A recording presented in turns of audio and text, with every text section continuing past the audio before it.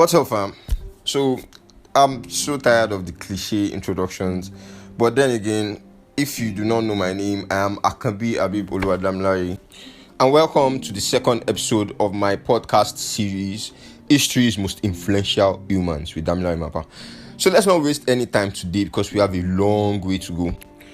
On a more serious note though, if you listen to the end of this episode, I bet it will convince you on reasons why you need to learn at least a little about psychology in order to understand your personality and that of those around you and so much more. So without further ado, I am excited to present to you today's history's most influential human, Sigmund Freud. Full name Sigismund Solomon Freud, born on 6 May 1856. An Austrian neurologist and founder of psychoanalysis. He was born to Jewish parents in the Moravian town of Freiburg in the Austrian Empire. He was the first of 8 children. Sigmund was one of the most famous and controversial minds of the 20th century because of his extremely bold theories concerning formulation of human personality, reasons behind religion, the unconscious mind, the interpretation of dreams, and so much more in his invented discipline, psychoanalysis, which were all necessary for the curing of mental illnesses, according to him. The history of this dude is so lengthy and kind of wacko. So as long as this episode may seem, it is just a summary of his most controversial theories and beliefs, which made him one of the most influential humans throughout the faculty of humanities. Now, before I go any further, I must warn you that the theories I'm about to tell you is that of a bold, somewhat crazy, reckless, innovative, and controversial thinker. So learn from it and don't take it too much to heart. This man believed that religion was an illusion created for the purpose of self-fulfillment. Imagine. He also said that because his theories had so much criticism, then he was probably saying the truth, even though they were still his own personal opinion. He was said to have made some sense and said a lot of rubbish, probably because he was addicted to smoking for a longer part of his life and also loved and preached the use of cocaine, so much so that he would give it to family members as gifts. So, quick question. What comes to your mind when you hear the words conscious and unconscious mind? When you come to think of it, these two words are just English to describe the mind that we are totally aware of, which is the conscious, and the mind we aren't aware of, but has extremely powerful impact on our personalities and everyday life, known as the unconscious. Sigmund Freud boldly said that we have 3 formative parts of our personality, which are driven by unconscious energy, and these parts are in constant struggle to influence our behaviors and decisions. He used 3 names to describe them. Number 1 is the id, which is the callous and reckless part of every human being that wants to do things that give them pleasure and satisfaction without concern of the negative consequences. The second is the superego. This is the moral part of the human mind that tries to force you to follow societal rules and tries to suppress the id. The third is the ego. This is the part of the mind that strikes a balance between the id and superego, thus giving you suggestions on how you can both give yourself somewhat pleasure without breaking societal rules and morals. I'm sure these 3 states of mind sound really familiar. Sigmund Freud described that growing up, we go through 5 psychosexual stages of development, and in these various stages, there is a constant conflict between the id and superego, as the ego tries to balance the pleasure-seeking id and the moral superego, and the processes and results of these struggles in the 5 stages are what forms different personalities. He also said that if we do not move on properly from one stage to the other, we could get stuck and develop counter-reactive habits known as fixation. Stage 1 is the oral stage, which is said to generally happen between birth to 18 months, where you see small babies sticking almost everything they see into their mouth, maybe because their mothers are constantly giving them breast milk. People stuck in this stage are said to develop oral fixations such as smoking, drinking, loss of control when it comes to eating, and so on. Stage 2 is called the anal stage. This stage is said to generally happen between 18 months to 3 years of age, which is the stage when people learn to control their poop. Freud suggested that the anal stage is when people learn that they have control of themselves and can make their own decisions. People stuck in this stage are said to be really slow and sloppy or extremely controlling. Stage 3 is the phallic stage. This stage is said to be between the ages of 3 to 8. But Frued said boys and girls are different in this stage.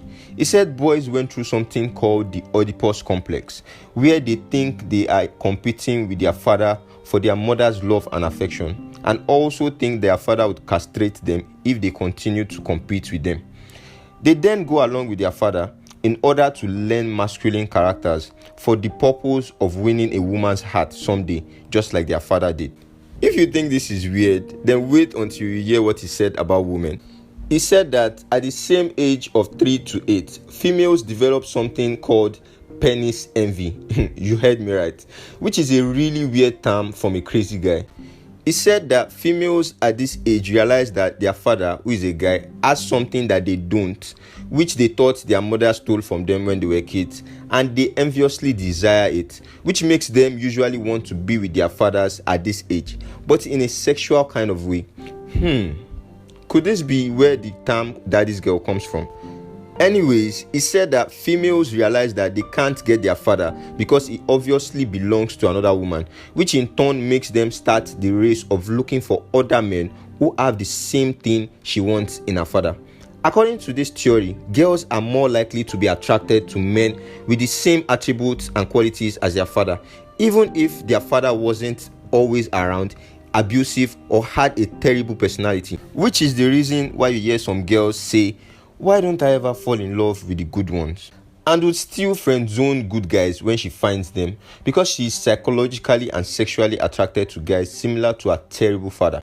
Stage 4 is the latency stage, which is between age 8 to puberty. It's said to be when aggressive desires start to fade and both guys and girls start to seek social groups to see where they fit. Stage 5 is the genital stage, which is said to be from puberty to the rest of someone's life. It is said to be when sexual desires return and people are extremely drawn to the opposite sex. Although it is very true that childhood and what you learn from your parents has a lot to do in shaping personalities, which made some of Sigmund's theory quite relevant. Some of his theories still sounded weird, sexist, and too attached to sexuality. Sigmund Freud used his psychotherapy method in curing some of his patients who had mental problems that mainstream medicine couldn't solve at the time, such as hysteria in women that caused partial paralysis, hallucinations, and so on. He used what he called free association, where patients says what firstly comes to their mind without any filter during their interactions. Dream analysis, where he analyzes and understands the dreams of his patients. He uses these methods to draw out suppressed memories of his patients hidden in their unconscious mind, which could be forgotten painful memories, strong desires, fears, and so on, which sometimes improved his patients' conditions. His theories draw far beyond this explanation, but it would take numerous episodes to explain the depth of his theories and his beliefs, so you could try learning more yourself if it interests you. The final years of his life were filled with struggles and illness. He spent most of his life in Vienna, but it all changed when the Nazis took over Austria in 1938. He was being trolled by the Nazis, and at a point, all his books were burnt. It got so unbearable that he later left for England with his wife Martha and his daughter Anna through the help of a family friend. He suffered severely from mouth cancer since 1923 because of his heavy smoking, and he went through several operations until his doctors said his tumor was inoperable. The pain became so much that on September 21, 1939, Freud asked his doctor to administer a fatal dose of morphine. He died on the morning of September 23, 1939, and his ashes were placed in an ancient Greek urn originally gifted to him by his friend Maria Bonaparte. So that's it on today's episode of History's Most Influential Humans. Kindly give this a thumbs up if you learned something, because I sure did. Subscribe to my YouTube channel. Follow me on my social media handles for more wonderful content. Like, comment, and share. Until the next influential human. Peace.